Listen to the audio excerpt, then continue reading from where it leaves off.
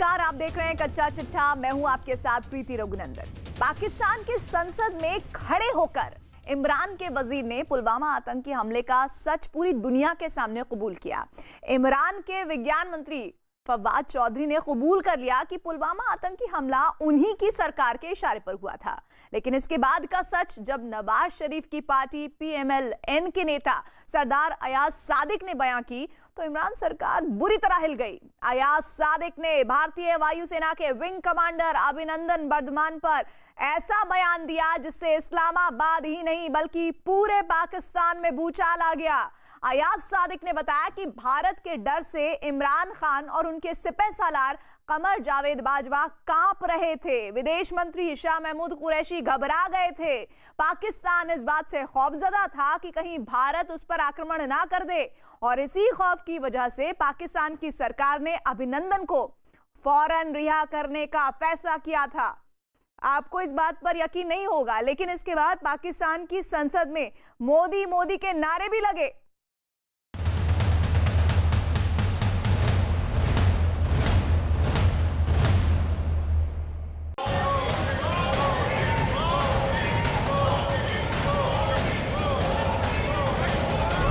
शाह महमूद साहब ने कहा, फॉरेन मिनिस्टर साहब ने, कि खुदा का वास्ता है अब इसको वापस जाने दें, क्योंकि 9 बजे रात को हिंदुस्तान पाकिस्तान पे अटैक कर रहा है। ये इतना संजीदा मसला है। आज मैं आपके पाकिस्तान के खौफ के 2 सबूत।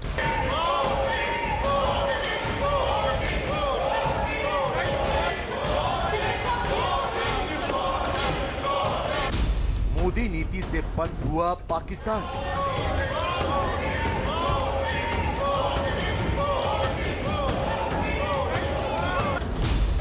जब डर से कांपे पाकिस्तान के सेना प्रमुख कर दी और चीफ ऑफ आर्मी स्टाफ तशरीफ लाए। पैर कांप रहे थे, पसीने माथे पे थे।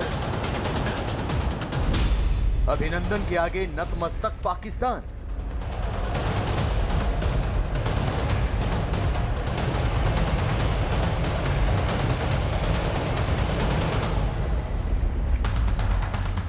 साल 2019 की फरवरी को पाकिस्तान भुलाए नहीं भूलेगा। पाकिस्तान को एक साथ कई करारी चोट खानी पड़ी थी। वो ऐसी चोट थी जिनके जख्म अभी तक हरे हैं और पाकिस्तान के राजनेता उन जख्मों के दर्द से आज तक कराह रहे हैं। कि खुदा का वास्ता है अब इसको वापस जाने दें, क्योंकि 9 बजे रात को हिंदुस्तान पाकिस्तान पे अटैक कर रहा है।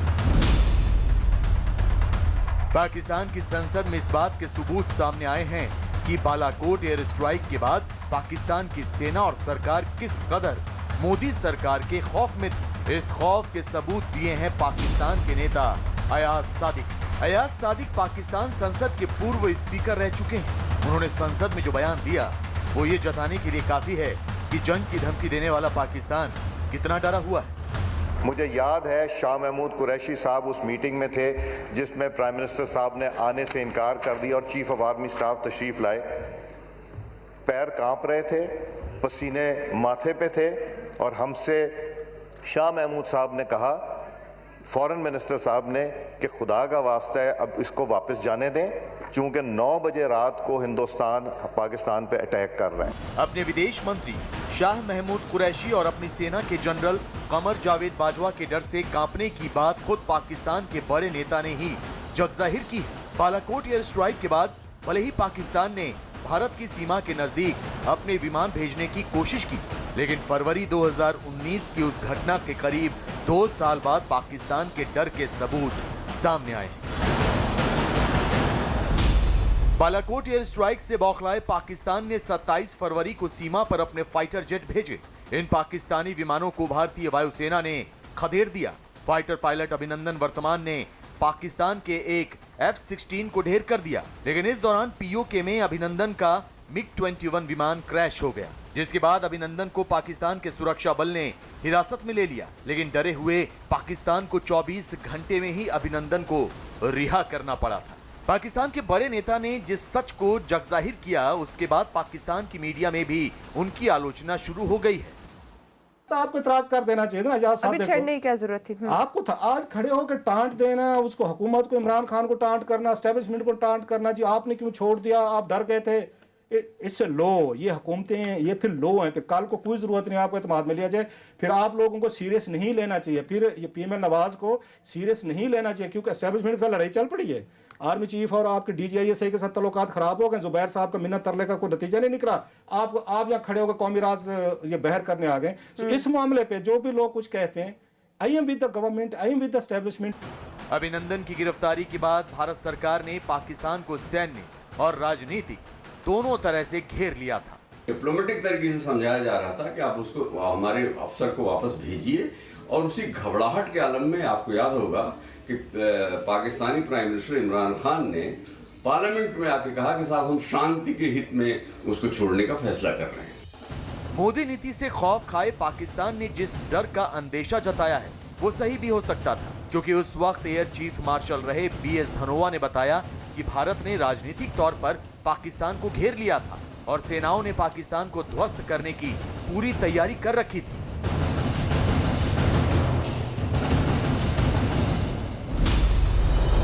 सत्ताईस फरवरी 2019 को अभिनंदन पाकिस्तान में गिरफ्तार हुए थे। इसके बाद पाकिस्तान ने अभिनंदन का वीडियो जारी किया। अभिनंदन की खबर मिलते ही भारत ने पाकिस्तान पर राजनीतिक दबाव बनाया।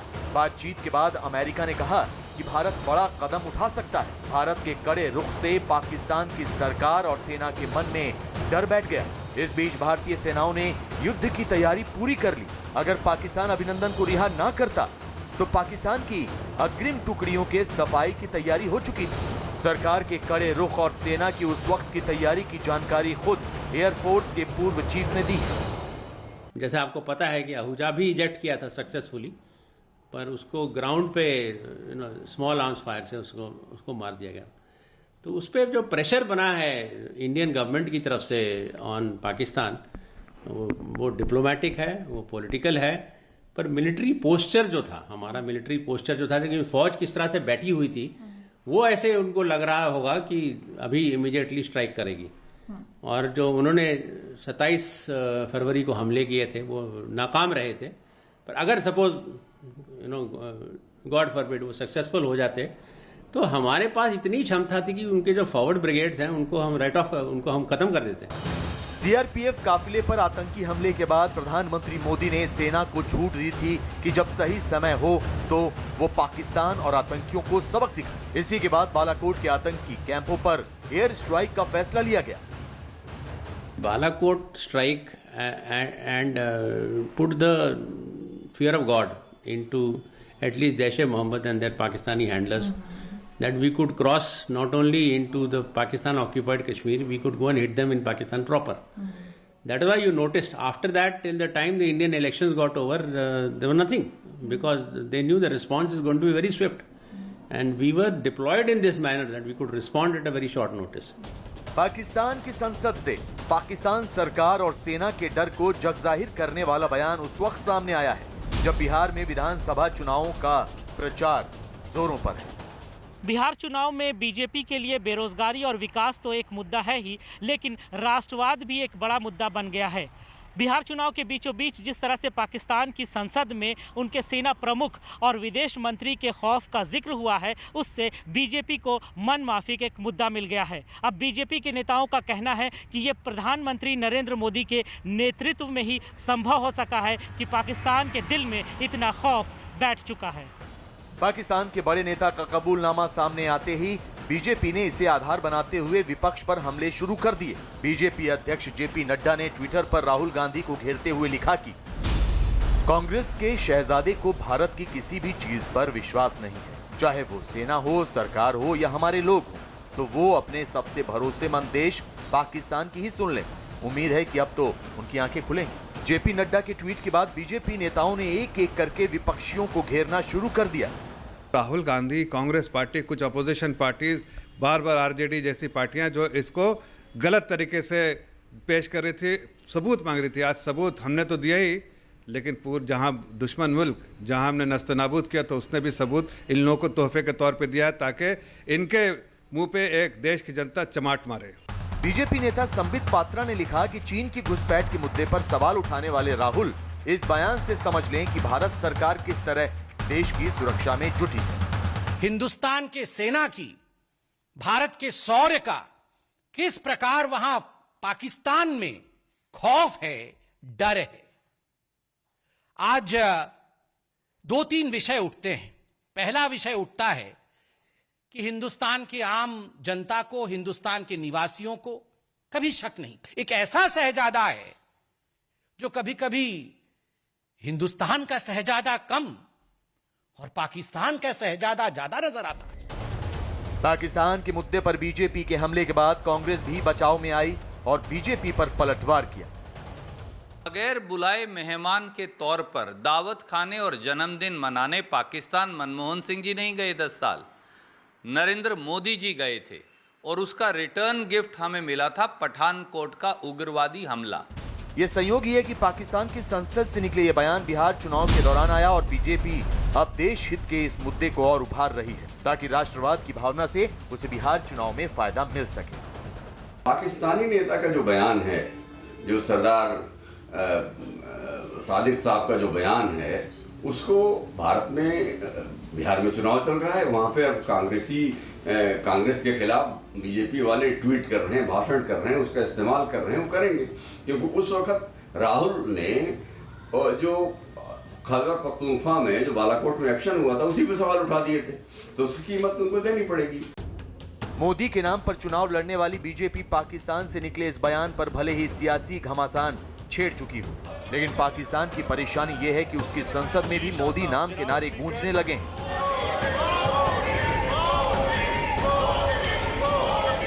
और पाकिस्तान में इमरान सरकार के खिलाफ बगावत का झंडा बुलंद होने लगा है।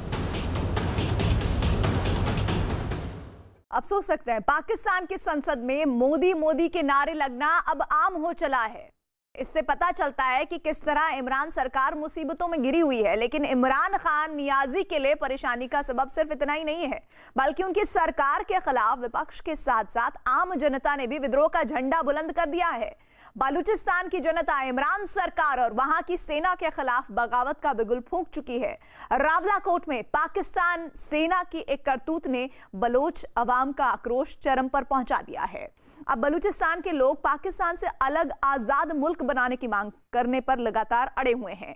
यही नहीं, पाकिस्तान की संसद तक बलोच लोगों की आवाज गूंजने लगी है, जिससे इमरान और बाजवा की बेचैनी पहले से कहीं ज्यादा बढ़ गई है।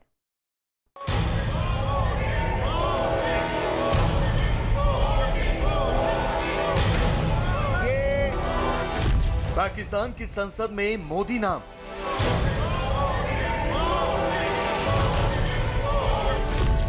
मोदी मोदी के नारे से जले इमरान, अपने ही संसद में इमरान का अपमान।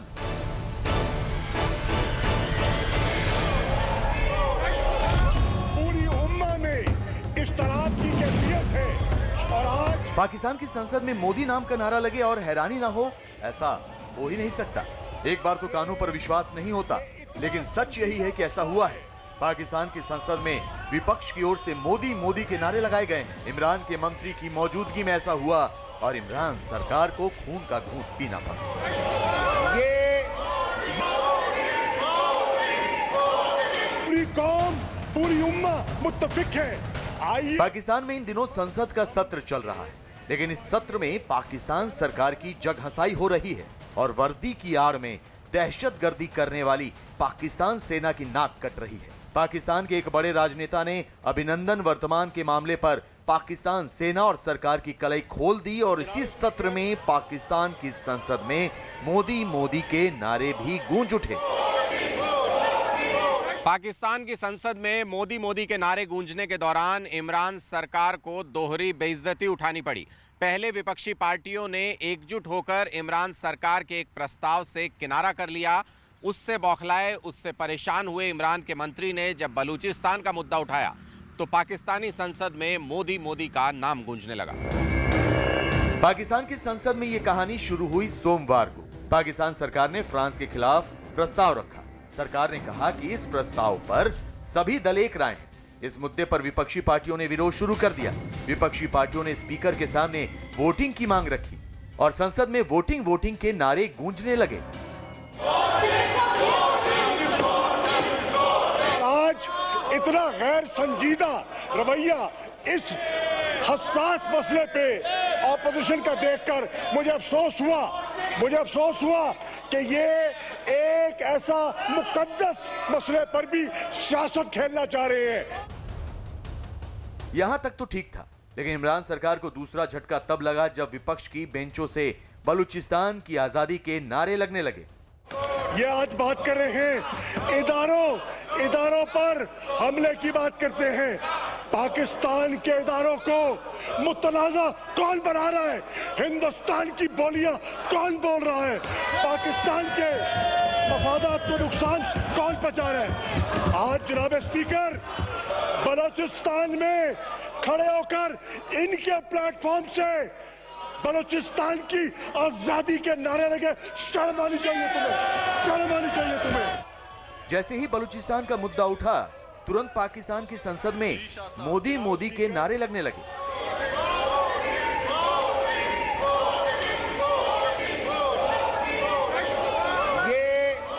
ये इतना संजीदा बहाना। विपक्ष के इस दांव से शाह महमूद कुरैशी तिलमिला उठे। इसके बाद एक बार नहीं, कई बार और कई तरह से पाकिस्तान की संसद में मोदी का नाम गूंजा। शाह महमूद कुरैशी ने कहा कि विपक्षी पार्टियों के भीतर नरेंद्र मोदी की आत्मा आ गई। नहीं है, पाकिस्तान की बात करते हो। आज मुझे लगता है और मुझे कहने दीजिए, नरेंद्र मोदी की रूह इसमें मुंतकिल हो गई है।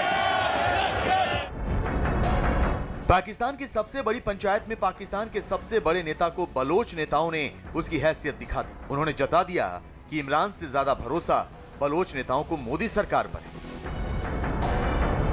उस दौर में पाकिस्तान की संसद में और अक्सर मोदी के नारे लगते हैं कि जो वहां पे जो बलूचिस्तान में आज़ादी की लड़ाई चल रही है, जो सिंध में तमाम लोग जो आज़ादी की लड़ाई के पैरोकार हैं और वे लोग मोदी को हीरो मानते हैं और वो नारे लगते हैं।